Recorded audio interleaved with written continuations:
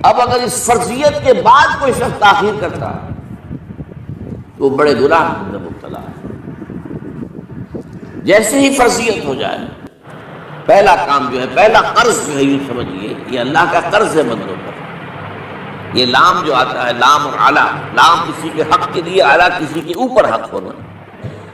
وَلِلَّهِ عَلَى النَّاسِ حِجُّ الْبَيْتِ مَنِ اسْتَطَاعَ إِلَيْهِ سَبِيلًا، یہ تو اللہ کا حق ہے لوگوں پر، لوگوں کے ذمے، یہ قرض ہے اللہ کا کہ اس کے گھر کا حج کریں، جائیں، طواف کریں، اور جو بھی اس کے مناسک ہیں ادا کریں، اور وہیں پر قربانی کرنی ہے۔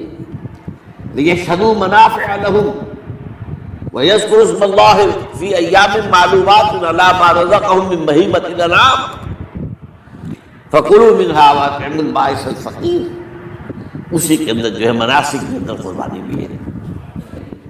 افریقہ میں آپ کو معلوم ہے، شمالی افریقہ میں زیادہ تر لوگ جو ہیں جیسے کہ ہندوستان پاکستان میں ویسے ہیں، لیکن آپ جنوب میں چلتے جائیے تو رنگ گہرا ہوتا چلا جائے گا، انتہائی سیاہ رنگ بھی ہے، سب آنے شکلیں جدا ہیں، زبانیں جدا ہیں، لیکن سب کے سب جو ہے ایک ہی نغمہ ان کی زبان پر ہے ایک ہی نغمہ، کہیں واضح کہیں مبہم، وہ ایک ہی مذہب، لبیک اللہم لبیک لبیک لا شریک لک لبیک ان الحمد والنعمت لک والملک لا شریک لک۔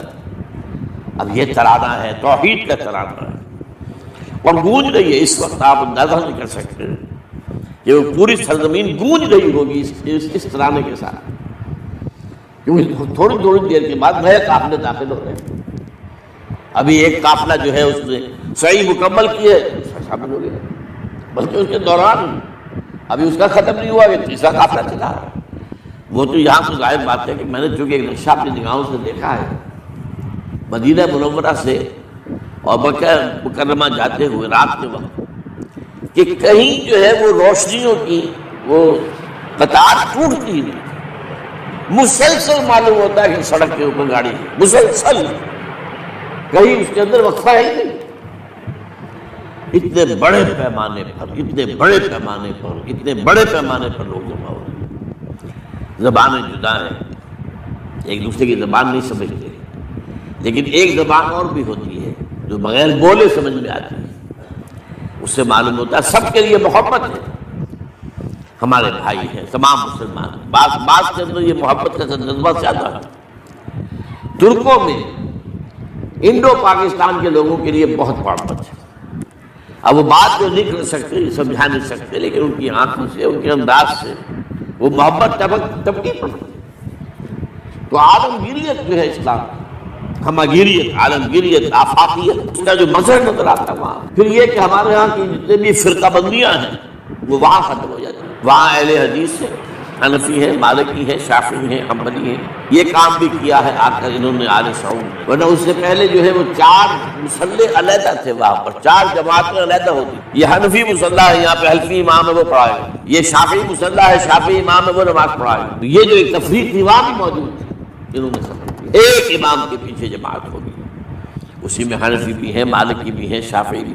کچھ ہیں لوگ جو زیادہ، جن کے اندر کچھ زہر زیادہ گھل گیا ہے فرقے واریت کا، وہ پھر نہیں نماز پڑھتے، وہاں پر محروم رہتے ہیں، اس کی فضیلتوں کو چھوڑ کر جا کر کہیں اپنے جو ہے گھروں پر جہاں ٹھہرے ہوئے وہاں جا کے نماز پڑھ لیتے ہیں کہ یہ جو ہے وہابی ان کے پیچھے ہماری نماز نہیں ہوتی۔ لیکن نہیں، عام طور پر ایسا نہیں ہے، عام طور پر سب لوگ جمع نماز پڑھتے۔ اور ایک سب سے بڑا مشاہدہ جو ہوتا ہے، جو مجھے سب سے پہلے ہوا تھا پہلے حج میں، یہ 1962 کی بات ہے، تو میں نے محسوس کیا یہ نماز کے اندر اختلافات جو ہے اسلام مسلمانوں میں صرف اتنے ہیں کہ جس سے جماعت نہیں ٹوٹتی۔ اختلافات ہے، رفع یدین ہے یا نہیں ہے، آمین بالجہر ہے یا نہیں ہے، اختلافات تو ہیں، لیکن جماعت نہیں ٹوٹتی۔ وہ جو ڈرل ہے، ڈرل جیسے کہ ڈرل ہوتی ہے، آرمی پریڈ ہو رہی ہے، وہ ڈرل ختم نہیں ہوتی۔ ایسا نہیں ہے، میں نے جب سوچا اگر کسی مسلک کے نزدیک رکوع بھی 2 ہوتے، جیسے سجدے 2 ہیں، تو وہ لوگ تو ایک رکوع کے بعد دوسرا رکوع کرتے اور باقی لوگ سجدے میں چلے گئے ہوتے، جماعت ٹوٹ جاتی۔ یا اگر کسی کے نزدیک ہر رکعت کے اندر جیسے رکوع ایک ہے سجدہ بھی ایک ہی ہوتا، تو کچھ لوگ تو ایک سجدہ کر کے کھڑے ہو جاتے اور دوسرے لوگ جو ہے دوسرا سجدہ کر رہے ہوتے ہیں، جماعت ٹوٹ جاتی۔ تو یہ میں سمجھتا ہوں کہ کس کی حکمت ہے، کس نے یہ طے کیا کہ ٹھیک ہے آپ نے رنگا رنگی بھی ہو، ذوق اس عمل کو ہے زیب اختلاف سے، اختلاف بھی ہے، رفع یدین بھی ہو رہا، آمین بالجہر بھی ہو رہا، نہیں بھی ہو رہا، سب کچھ ہے، لیکن کوئی اجتماعیت نہیں ٹوٹ رہی۔ یہ وہ یوں سمجھیے کہ یہ زندہ معجزہ ہے اسلام کا کہ 1400 برس بیت گئے ہیں اور کتنے بڑے علاقے میں یہ اسلام پھیلا ہے، اور یہ کہ مختلف مسالک وجود میں آئے، اس میں کوئی شک نہیں ہے۔ حنفی ایک علاقے کے اندر آپ کو ملیں گے صرف شافعی، ہندوستان کا بھی مغربی ساحل کے صرف شافعی ملیں گے آپ۔ اس سے آگے آپ جائیے، چونکہ یہ عرب تاجروں کے ذریعے سے ایمان لائے ہیں یہ لوگ، سری لنکا کے لوگ ہیں، انڈونیشیا کے لوگ ہیں، ملیشیا کے لوگ، سب شافعی ہیں۔ ہندوستان میں چونکہ اوپر سے شمال سے آیا ہے اسلام، یہ ترکوں کے ذریعے سے آیا ہے، اور وہ کٹر حنفی تھے، یہاں حنفیت آئی۔ ترک جو ہے کٹر حنفی، یہ ترکی تو تھے جو آئے تھے۔ یہ کون تھا؟ محمود غزنوی کون تھا؟ سبکتگین کون تھا؟ الپتگین کون تھا؟ بختیار کاکی کون تھا؟ قطب الدین بختیار کون تھے؟ سب ترک۔ اور ترک بھی کون؟ غلامان، خاندان غلامان یاد کرتے۔ لیکن بہرحال ان کے ذریعے سے جو اسلام ان کے ساتھ آیا ہے وہ خالص حنفی ہے، کوئی حل نہیں۔ وہاں جا کے سب جمع ہو جاتے ایک وحدت کے اندر۔ تو یہ چند مشاہدات وہاں کے ہوتے ہیں جو ہماری ظاہری آنکھوں کو بھی نظر آ جاتے ہیں، جس کا کہ قلب کے اوپر بڑا گہرا اثر پڑتا ہے۔ اب میں ایک موضوع لے رہا ہوں، یہ جو قربانی کا مسئلہ ہے، اس کے بارے میں ایک زمانے میں تو بہت منکرین حدیث کی طرف سے اس کے خلاف بڑی جو ہے ایک مہم پھیلی تھی کہ ختم کیا جائے اس کو۔ یہ خواب کا جو ہے خرچ ہوتا ہے بہت بڑا، اور ضائع ہوتا ہے گوشت، اتنے بڑے پیمانے پر گوشت ہوتا ہے، کھایا نہیں جاتا۔ اچھا ایک زمانے میں فریج بھی نہیں تھے، یہ بھی نہیں کہ آپ محفوظ کریں، گوشت ضائع بھی ہو سکتا تھا، اور بھی چیزیں جو ہے وہ گوشت کی وہ صحیح طور سے استعمال نہیں ہوتی تھی۔ تو اس کے اوپر بڑا پروپیگنڈا منکرین حدیث کا رہا کہ یہ جو ہے قربانی صرف حج کے موقع پر ہے۔ میں اس کی نفی کے لیے آج آپ کو بتا رہا ہوں کہ سورہ حج کے اندر جو 2 رکوع ہیں، ایک چوتھا ایک پانچواں، چوتھے رکوع میں بھی قربانی کا ذکر ہے، پانچویں میں بھی قربانی کا ذکر ہے۔ یہ ایک دم جو ہے ایک جگہ پر جو 2 طرح کی قربانیوں کا ذکر ہو رہا ہے، یہ کیوں ہو رہا ہے؟ چوتھے رکوع میں وہ مناسک حج کے ساتھ اس کا ذکر ہے، وہاں جو فرمایا گیا لِيَشْهَدُوا مَنَافِعَ لَهُمْ وَيَذْكُرُوا اسْمَ اللَّهِ عَلَىٰ مَا رَزَقَهُم مِّن بَهِيمَةِ الْأَنْعَامِ فِي أَيَّامٍ مَّعْلُومَاتٍ عَلَىٰ مَا رَزَقَهُم مِّن بَهِيمَةِ الْأَنْعَامِ فَكُلُوا مِنْهَا وَأَطْعِمُوا الْبَائِسَ الْفَقِيرَ۔ وہاں پہ قربانیاں دو، پھر اللہ کا نام دو ان جانوروں پر جو اللہ نے تمہیں عطا کیے ہیں، اور جو معین دنوں کے اندر دو، فی ایام معلومات، اور پھر اس میں سے خود بھی کھا، اور جو ہے جو جیسے صدقہ کا گوشت ہوتا ہے وہ نہیں ہے، وہ قربانی کا گوشت ہے، اس میں سے آپ خود بھی کھائیں اور غرباء کو کھلائیں، غریبوں کو دیں، مساکین کو دیں۔ تو پورا حکم آ چکا چوتھے رکوع کے اندر۔ پانچواں رکوع پورا کا پورا جو ہے وہ عید الاضحیٰ پر ہے میرے نزدیک۔ یہی حکمت صوم کے بارے میں ہے کہ وہاں جب ایک حکم تکرار کرتے آیا کہ پہلے فرما دیا گیا فَمَنْ كَانَ مِنْكُمْ مَرِيضًا أَوْ عَلَىٰ سَفَرٍ فَعِدَّةٌ مِّنْ أَيَّامٍ أُخَرَ، اگر بیمار ہو کوئی اور یہ یا کہ سفر پر ہو تو تعداد دوسرے دنوں میں پوری کرے۔ پھر کیا وجہ دوبارہ آ رہا ہے؟ شهر رمضان الذي انزل فيه القرآن هدى للناس وبينات من الهدى والفرقان فمن شهد منكم الشهر فليصومه ومن كان مريضا أو على سفر فعدة من أيام أخرى۔ کیوں؟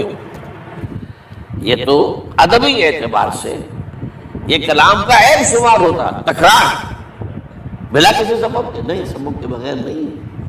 وہاں کیا تھا؟ وہاں ان 2 رعایتوں کے ساتھ تیسری بھی شامل تھی کہ اگر صحیح ہو اور مقیم ہو پھر بھی روزہ نہ رکھو تو ایک مسکین کو کھانا کھلا دو۔ یہ رعایت ختم ہوئی ہے رمضان کے روزے کے ساتھ، اب رکھنا پڑے گا روزہ۔ اور اگر بیمار ہو آیا سفر پر ہو تو ٹھیک ہے، دوسرے دنوں میں پورا کرو، پورا کرنا لازم ہے۔ تو یہ چیز جو ہے یہ در حقیقت کسی وجہ سے ہوتی ہے۔ بالکل یہی بات ہے سورہ حج کے چوتھے رکوع کے اندر، وہ جو قربانی ہے حج کے ساتھ اس کا ذکر آ چکا۔ اب سنیے یہ جو آ رہا ہے، فرمایا وَلِكُلِّ أُمَّةٍ جَعَلْنَا مَنسَكًا، ہر امت پر ہم نے ایک جو ہے قربانی کا معاملہ نازل وہ جو ہے فرض کیا ہے۔ میں نے چونکہ آج شروع میں کہا تھا کہ صوم اور حج میں کچھ مشابہتیں ہیں، دیکھیے صوم کا حکم بھی آیا تھا تو کس طور سے آیا تھا؟ یا ایھا الذین آمنوا کتب علیکم الصیام کما کتب علی الذین من قبلکم لعلکم تتقون، اہل ایمان تم پر روزہ رکھنا فرض کیا گیا جیسے کہ فرض کیا گیا تھا ان پر جو تم سے پہلے تھے۔ یہاں پر اسی حوالے سے بات ہو رہی ہے کہ اے مسلمانوں یہ قربانی صرف تم پر فرض نہیں کی جا رہی، یہ تو ہر امت پر، ہر نبی ہر رسول کی امت۔ وَلِكُلِّ أُمَّةٍ جَعَلْنَا مَنسَكًا لِيَذْكُرُوا اسْمَ اللَّهِ عَلَيْهَا، تاکہ وہ نام لیں اللہ کا، عَلَىٰ مَا رَزَقَهُم مِّن بَهِیمَةِ الْأَنْعَامِ، جو کچھ اللہ تعالیٰ نے انہیں رزق دیا ہے۔ یہ چوپائے جو ہیں حیوانات قسم کے، ان پر اللہ کا نام لے کر چھری پھیری جائے، اللہ کے نام سے ان کو ذبح کیا جائے۔ فَإِلَٰهُكُمْ إِلَٰهٌ وَاحِدٌ فَلَهُ أَسْلِمُوا، تو یہ جان لو کہ اس قربانی کی اصل روح کیا ہے؟ وہ یہ ہے کہ اللہ تمہارا ایک الہ ہے، اسی کے سامنے تمہیں سر جھکانا ہے۔ یہ روح تقویٰ اگر نہیں ہوگی تو یہ قربانی بے معنی ہو جائے گی۔ نماز و روزہ و قربانی و حج یہ سب باقی ہیں، تو باقی نہیں ہے۔ جب اللہ تعالیٰ کے ساتھ تعلق نہیں ہے تو یہ ساری چیزیں ریچولز بن جائیں گی۔ اب یہ بھی ہوتا ہے 20-20 25-25 ہزار کے بکرے جو ہیں وہ لوگ لیتے ہیں، پھر ان کو گھماتے ہیں پھراتے ہیں، ان کے اوپر ریشمی چادریں چڑھاتے ہیں، اور جو ہے وہ مہندی لگا کر، بہرحال وہ چیزیں جو ہے یہ اظہار اس طرح کا یہ تو پسندیدہ نہیں ہے۔